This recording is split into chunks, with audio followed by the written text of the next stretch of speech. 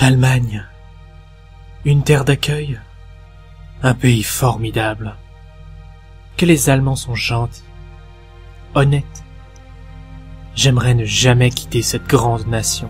Franzosen sind scheiße in Fußball. Allô?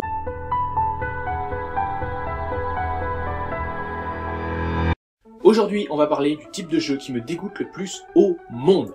Les jeux qui ne sont ni innovants, ni originaux, qui n'existent que pour apaiser des fans et pour se récupérer un bon gros tas de pognon dans l'opération. Les jeux de fanservice.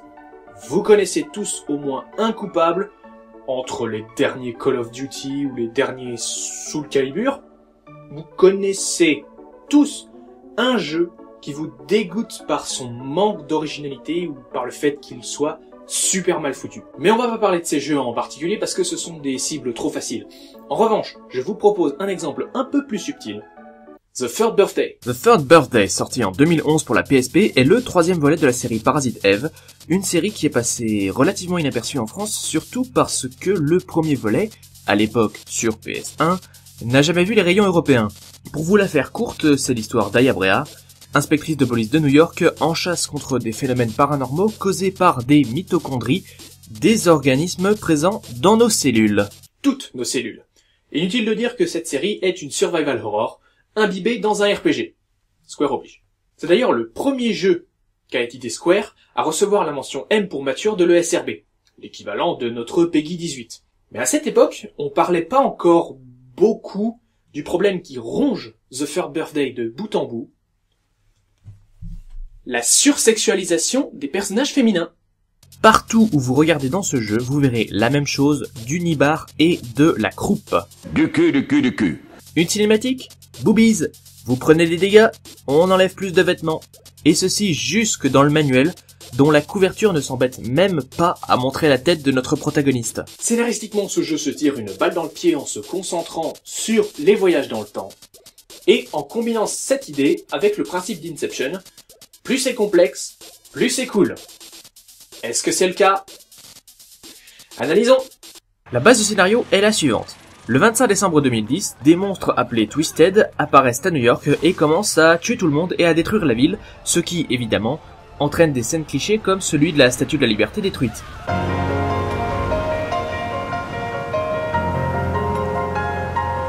Un grand classique. 3 ans plus tard, une équipe de scientifiques a mis au point une machine à voyager dans le temps qui ne marche qu'avec vous, et partant de là, votre mission est d'empêcher les événements du passé de se produire. Un prémisse qui garantit des maux de tête interminables vers la fin du jeu. En attendant, après un bref tutoriel, et par bref, je veux dire 20 minutes à rien foutre...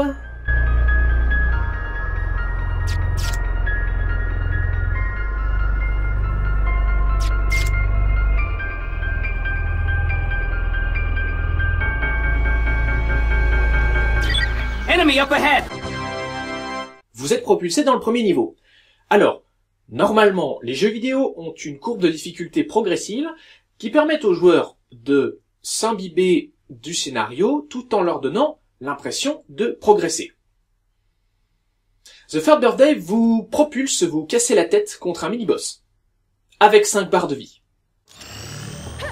What the hell is that thing? I'm going in. Attack from behind objects. Ce mini-boss est là pour vous apprendre une chose très importante que vous allez maudire tout le long du jeu. Vous n'êtes jamais vraiment à l'abri de quoi que ce soit, et même derrière les barricades où vous êtes censé être en sécurité.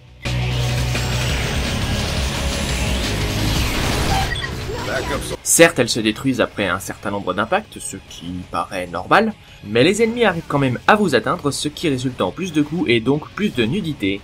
Du cul, du cul, du cul. Quand vous finissez par le battre, ce qui peut prendre assez longtemps puisque il a 5 barres de vie, vous entrez finalement dans le niveau en lui-même, et comme le jeu est un survival horror, ce jeu est rempli de clichés de films d'horreur retranscrits dans le monde vidéoludique. À savoir, les ennemis qui sortent de nulle part,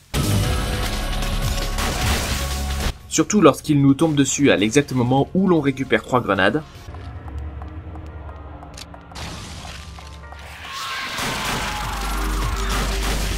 l'héroïne amnésique, Who are you really?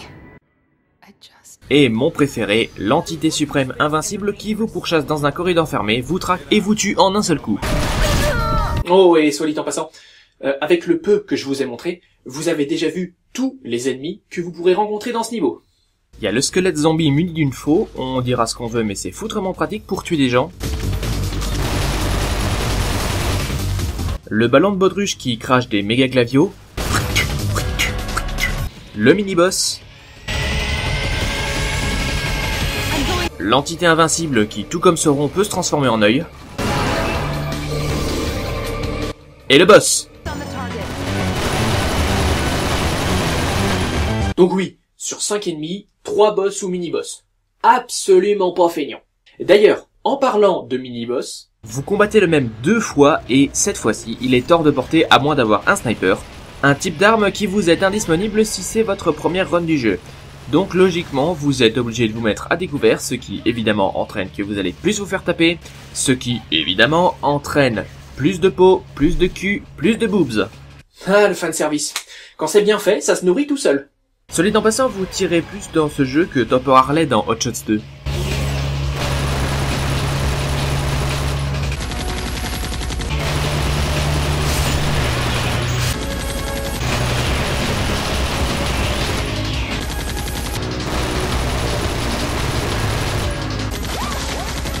Le jeu essaie de vous sortir la vieille mécanique de survival horror des munitions limitées, mais dans le même temps vous balance de temps à autre une boîte contenant 500 cartouches de fusil d'assaut, 80 chevrotines et 3 grenades.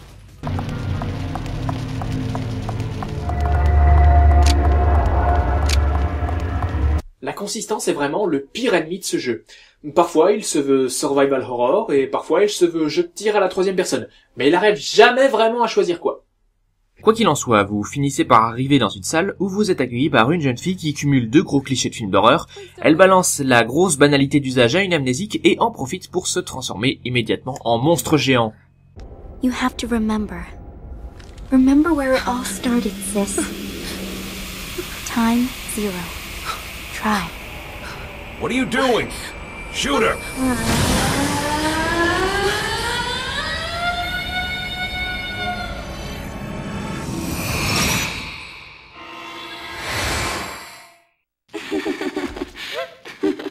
Le combat est incroyablement confus.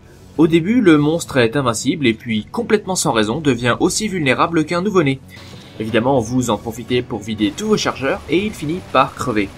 Et finalement, dans une ultime cinématique, on apprend que la fille est...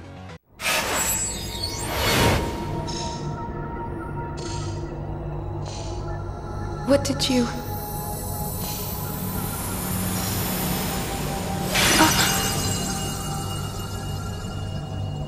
Non, on apprend que dalle en fait. Elle meurt et 0 explications sont données. Et le reste du jeu est pareil. Une excuse de scénario pour justifier l'existence d'un jeu qui passe son temps à montrer du fion en cascade. D'ailleurs, le jeu tombe même dans le même travers qu'un cosmonaute chez le roi Arthur et ne montre jamais les conséquences des actions qui se sont passées dans le passé. The world is changing. Quoi? Non, je plaisantais! Non!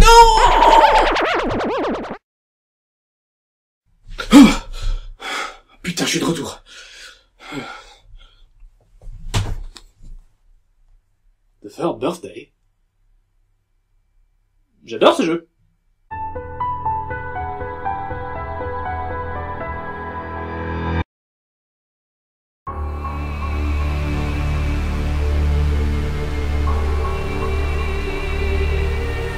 Bordel, mais qu'est-ce qui s'est passé ces 15 derniers jours?